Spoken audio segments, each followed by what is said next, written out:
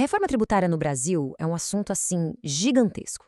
E bem no meio dessa discussão toda, tem uma expressão que não para de aparecer: split payment. É uma ideia que promete mudar completamente a forma como os impostos são pagos por aqui. Mas a grande pergunta é: essa mudança é mesmo para melhor? Vamos mergulhar nessa história para entender o que está em jogo. Para a gente se organizar, vamos fazer o seguinte: primeiro, entender o problemão que a gente tinha. Depois, a gente vê a solução que o governo propôs, aí entramos de cabeça em como o tal do split payment funciona, analisamos os lados a favor e contra, e no final a gente amarra tudo para ver qual é o ponto principal desse debate. Ok, antes de falar da solução, a gente precisa entender bem o tamanho do problema. Por que o Brasil chegou nesse ponto de precisar de uma virada de chave tão radical nos impostos? E olha, não é força de expressão, não.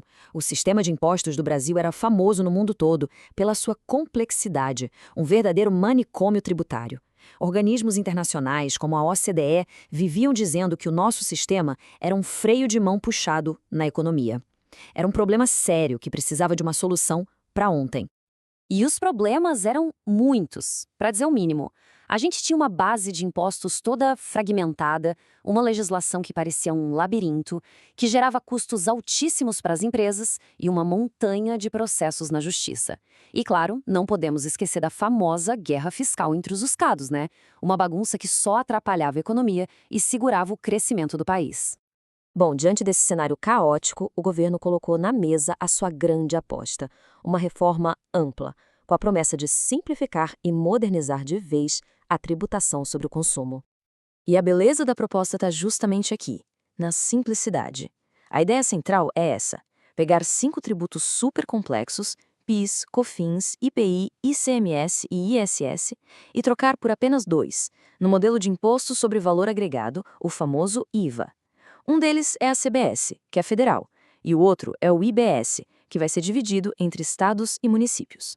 Simples, né? Pelo menos na teoria. E é exatamente aqui que entra a estrela da nossa análise de hoje, o split payment. Pensa nele como o motor por trás desse novo sistema, a engrenagem feita para garantir que o recolhimento desses novos impostos seja, digamos, à prova de falhas. A lógica é bem direta, na verdade. Imagina o seguinte: toda vez que um pagamento acontece, o próprio sistema financeiro já faz a divisão ali na hora. O que é da empresa, vai para a empresa. O que é imposto, vai direto para o governo. A empresa já recebe o valor limpo, sem nem encostar na parte do tributo.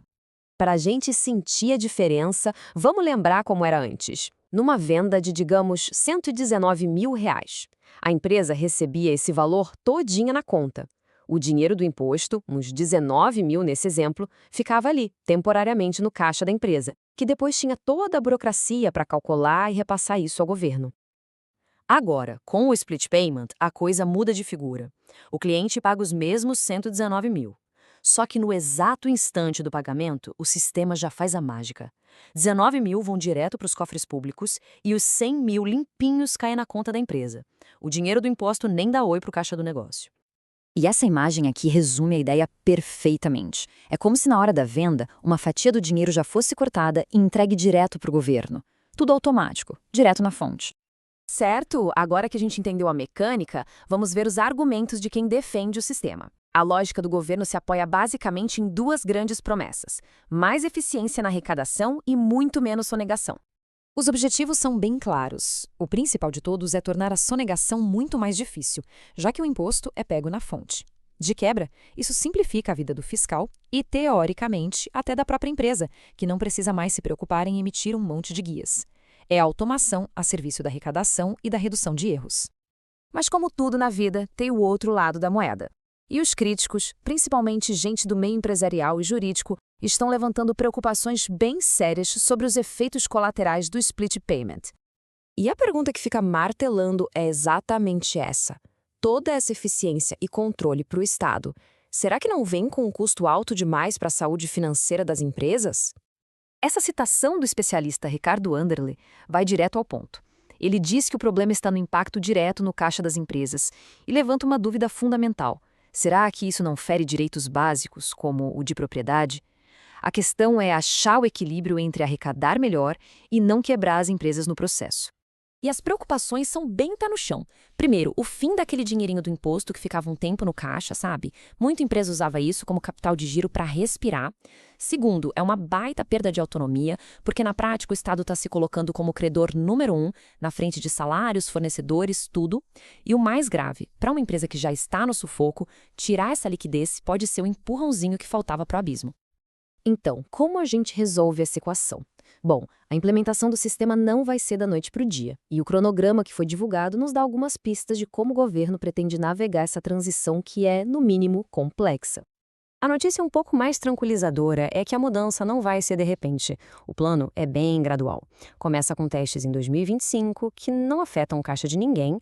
A partir de 2027, vira opcional para algumas empresas e a obrigatoriedade vai sendo implementada aos poucos, setor por setor, até que, lá em 2033, aí sim, vira o padrão para todo mundo. É uma transição longa, pensada para dar um tempo de adaptação. E no fim das contas, a gente fica com essa questão central. De um lado, a promessa de um sistema de impostos mais simples, mais justo e com menos sonegação. Do outro, o medo real de um choque brutal no capital de giro e na liberdade das empresas. A resposta para essa pergunta vai definir o sucesso ou o fracasso de uma das reformas mais ambiciosas da nossa história recente.